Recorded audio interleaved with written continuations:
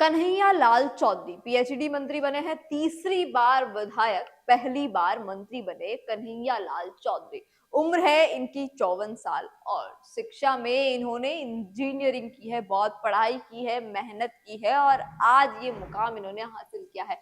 कन्हैया लाल चौधरी इतने पावरफुल नेता क्यों है, आखिर ये समझने वाली बात है। कन्हैया लाल चौधरी सांप्रदायिक रूप से बहुत संवेदनशील है माने जाते हैं और मालपुरा विधानसभा सीट से इन्होंने चुनाव लड़ा और गहलोत सरकार के दौरान काफी बदनाम भी ये रहे। जलदाय विभाग का जिम्मा जाट चेहरे के रूप में कन्हैया लाल चौधरी को सौंपा गया और ये डिपार्टमेंट जितना सीधा है और जितना सीधा जनता से जुड़ा हुआ है वो इतना ही काम करते हैं। जनता की पानी की जो पीड़ा है, जो राजनीतिक मुद्दा बनते हुए देर नहीं लगती है, इस कारण इस विभाग को संवेदनशील व्यक्ति को देना कहीं ना कहीं जरूरी हो गया था। राजस्थान में पिछली सरकार के अंदर जो बजट में पेंशन के लिए करीब 1,000 करोड़ रुपए का प्रावधान किया गया था, लेकिन जनता तक ये चीज कभी नहीं पहुंची। जन जन तक शुद्ध पानी पहुंचाना और घाटे में रहने वाला विभाग है, तो इसलिए कड़ी चुनौती है वो इनके सामने, कन्हैया लाल चौधरी के सामने। एक बड़ी चुनौती हमेशा कन्हैया लाल चौधरी के सामने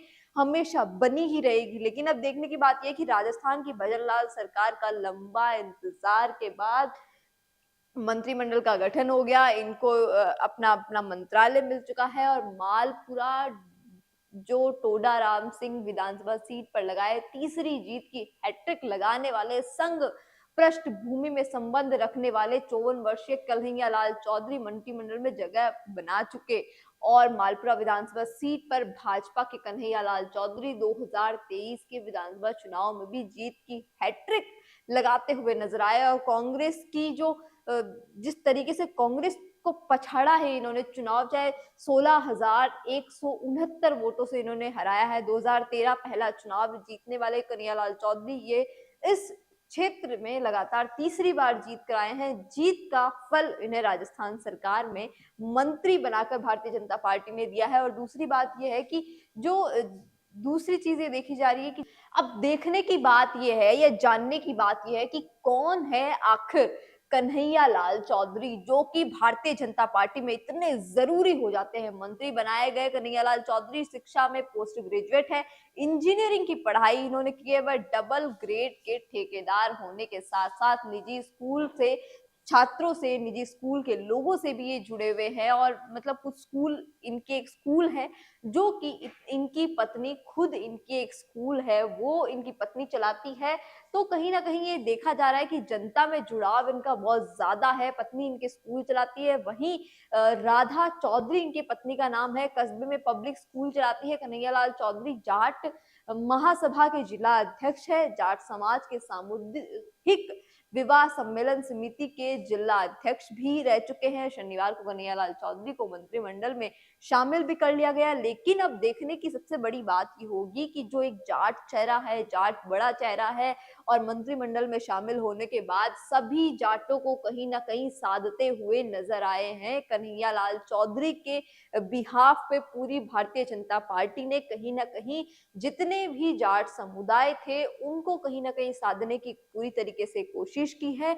और जिस तरीके से ये देखा जाता था कि विधानसभा चुनाव में लगाई जीत की हैट्रिक, जिस तरीके से इन्होंने जीत की हैट्रिक विधानसभा चुनाव में लगाई थी और उसके बाद में बहुत सारे समीकरण ऐसे रहे, 3 बार लगातार ये विधायक रहे और प्लस इनकी जो राजनीति है, कन्हैया लाल चौधरी की जो राजनीति है वो हिंदुत्व की राजनीति है।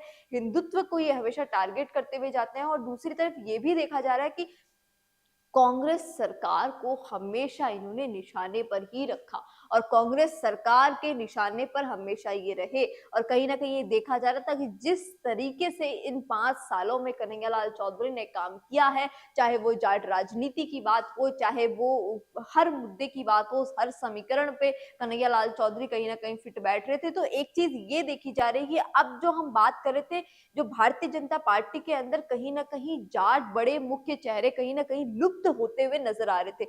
जैसे जब सतीश पूनिया जब हार गए तो सतीश पूनिया के हारने के बाद ये देखा जा रहा था कि अब भारतीय जनता पार्टी के पास कोई जाट मुख्य चेहरा नहीं है, तो जाटों को किस तरीके से भारतीय जनता पार्टी आने वाले लोकसभा चुनाव में साधेगी, या लोकसभा चुनाव के बाद भी कहीं ना कहीं जाटों की दूरियां भारतीय जनता पार्टी से बनती जा रही थी। लेकिन जब कन्हैया लाल चौधरी को मंत्रिमंडल में शामिल किया गया, जब कन्हैया लाल चौधरी को मंत्रिमंडल में ये पद दिया गया, तब कहीं ना कहीं इस बात को क्लियरिफिकेशन मिल गया था कि नहीं, ऐसा नहीं है।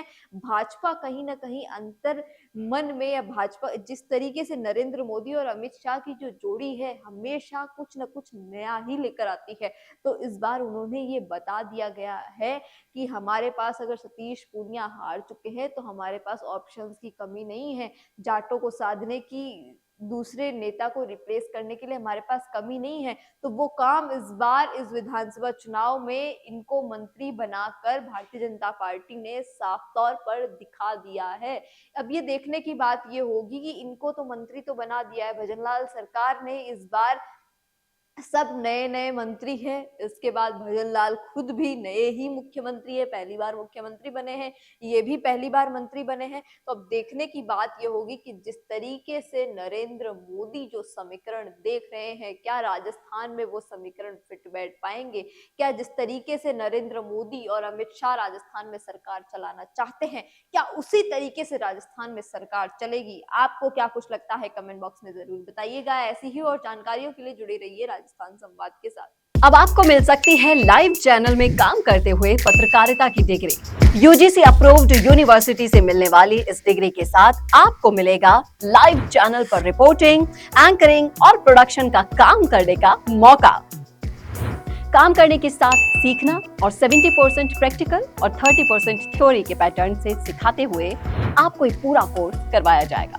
यही नहीं, यहाँ आपको इंडस्ट्री के हिसाब से ट्रेन करने के लिए आज तक जी न्यूज और कई चैनलों में काम कर रहे लोग लेक्चर्स लेंगे।